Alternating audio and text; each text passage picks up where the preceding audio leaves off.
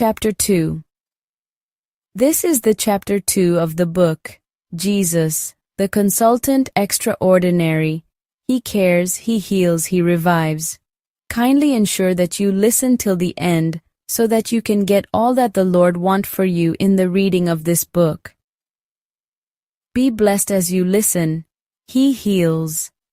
Jesus went throughout Galilee, teaching in their synagogues, preaching the good news of the kingdom, and healing every disease and sickness among the people. News about him spread all over Syria, and people brought to him all who were ill with various diseases, those suffering severe pain, the demon-possessed, those having seizures, and the paralyzed, and he healed them. Matthew chapter 4 verses 23 to 24. From the above passage, it shows that Jesus can heal all types of diseases, and so in this chapter, the Holy Spirit will open our eyes to see that. Whatever the nature or type of the disease, whatever the cause of the disease, whatever the magnitude of the disease, Jesus will heal them all.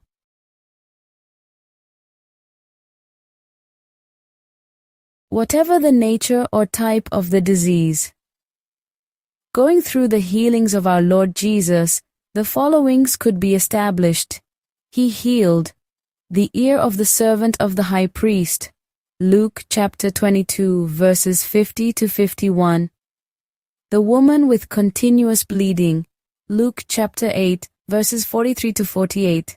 The blind, Matthew 20 verses 29 to 34. The children, e.g. royal official's son, John chapter 4 verses 46 to 54. The woman with the bowed back, Luke chapter 13 verses 11 to 13. The leper, Mark chapter 1 verses 40 to 44. The madman, Luke chapter 8 verses 26 to 33. The deaf and dumb, Mark chapter 7 verses 31 to 37. My knowledge of medicine told me that there are general practice doctors and there are consultants. The general practice doctors, after examining you, may treat you or refer you to a consultant who specializes in a particular area of medicine and who will take over if you have a specialized ailment. When somebody is good in his special area, he or she is said to be great. But from the record of the Bible, Jesus demonstrated the fact that he is not only great, but that he specializes in all kinds of diseases. And so I can confidently say that Jesus is a consultant surgeon, healing the ear of the servant of the high priest, a consultant gynecologist, healing the woman with continuous bleeding, a consultant ophthalmologist, healing the blind, a consultant pediatrician, healing the children, a consultant orthopedic surgeon, healing the woman with the bowed back, a consultant dermatologist, healing the leper, a consultant psychiatrist, healing the madman, a consultant otorhinolaryngologist, healing the deaf and the dumb.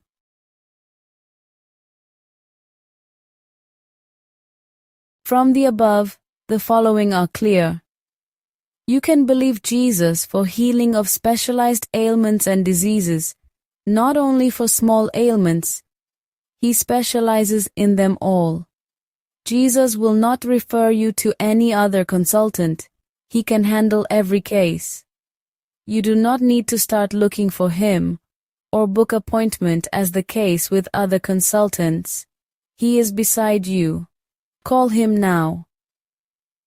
Since it has been established through its meaning that disease is anything that does not make you to be at ease, then if for any reason you are not at ease financially, maritally, spiritually, emotionally, or in any realm of life, Jesus will heal them all, for he specializes in them all.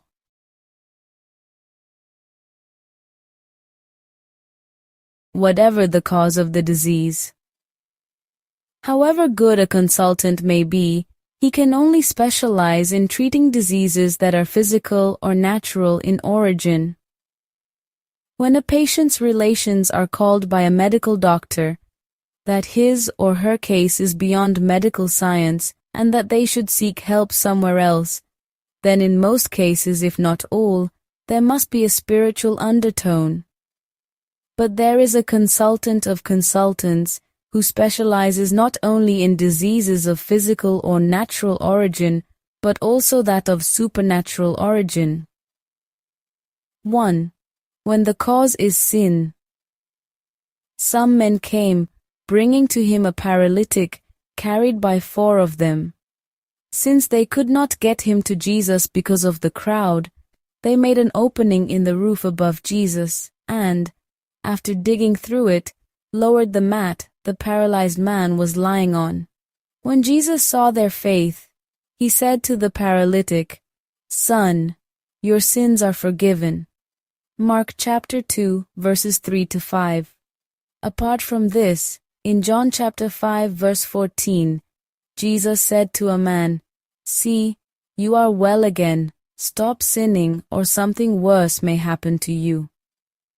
These 2 passages show clearly that sin can cause disease. Therefore, if you are still in sin, you are only opening yourself to diseases. Also, let us look at it this way. If one is in sin, it means you are identifying with the devil, and Jesus said that the thief, devil, comes only to steal and kill and destroy. John chapter 10, verse 10.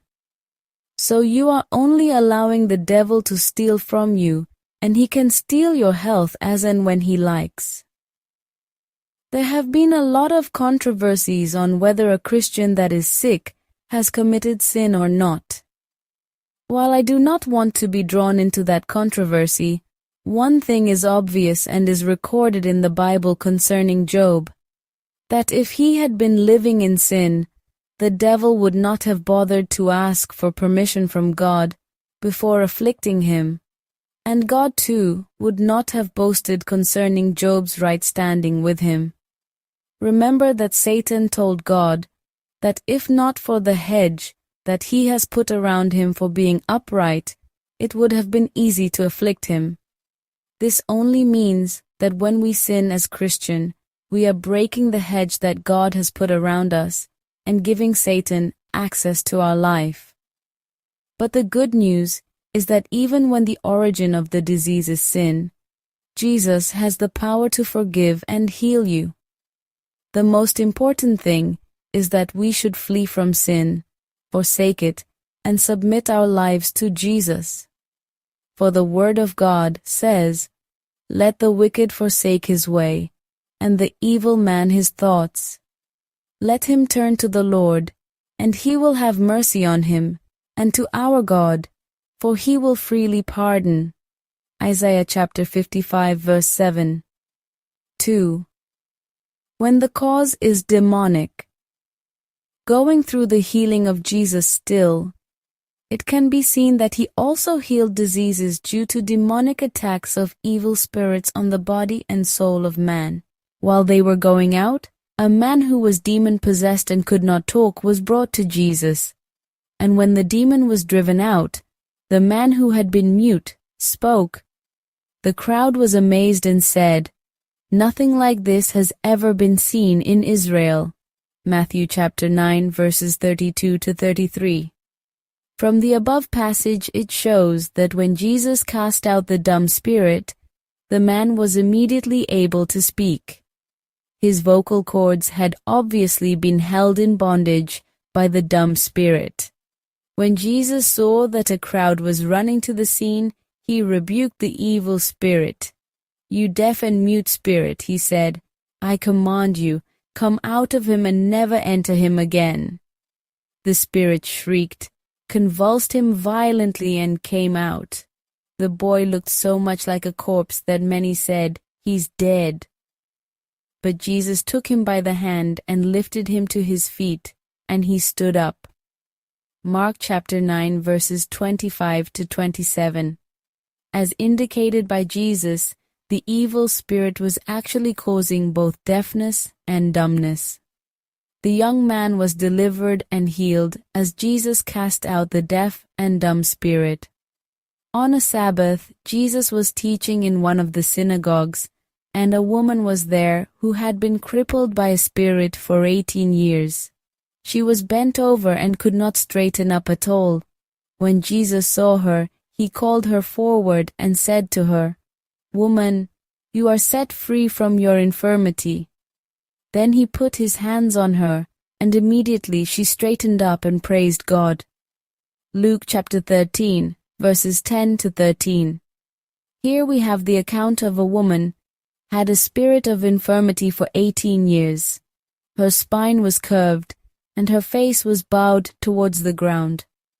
Today, doctors would have said that she has a chronic curvature of the spine. But Jesus loosed her from the grip of the spirit of infirmity, and immediately her spine was straight, and she glorified Jesus for her deliverance. From the passage above, it means that the only way for the above-mentioned individuals to be healed is for those spirits holding them in bondage to be cast out. Once the spirits responsible has been cast out, the symptoms disappear. Such person cannot be healed through any other means other than a deliverance ministration. Like I earlier submitted in the case of diseases caused by sin, when you give the devil access into your life, he can do whatever he likes with you, including sending his evil spirits to inflict you. So, if you are still in sin, I appeal to you to confess and forsake your sin and ask Jesus to come into your life. A life that is full of Jesus will have no room for the devil to operate. Remember, God and Satan cannot dwell together. Moreover, there is nothing like a little of Jesus, a little of Satan. You either give in to God fully, or Satan will take over. A word is enough for the wise. 3. Whatever the magnitude of the disease. One other thing clearly seen in the healings of Jesus is that whatever the magnitude of these diseases, Jesus healed them all. A. However long, for 12 years, woman with issue of blood. Luke chapter 18 verses 43 to 45.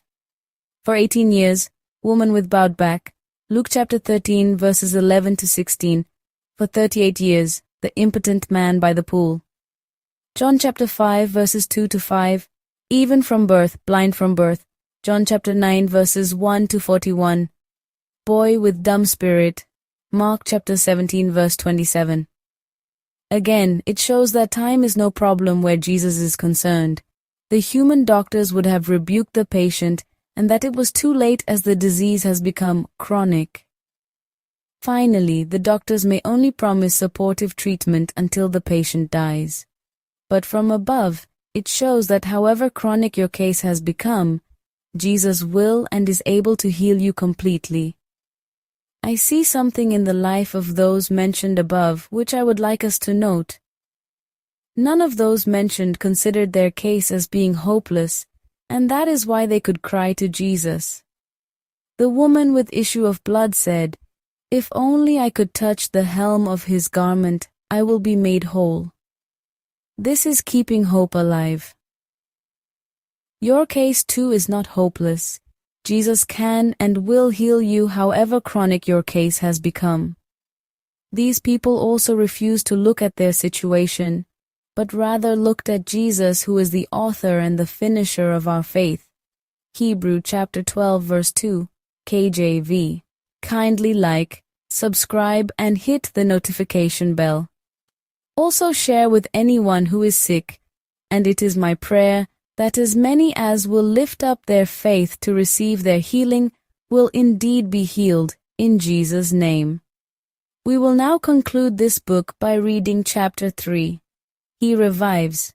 Jesus is the only one who can revive.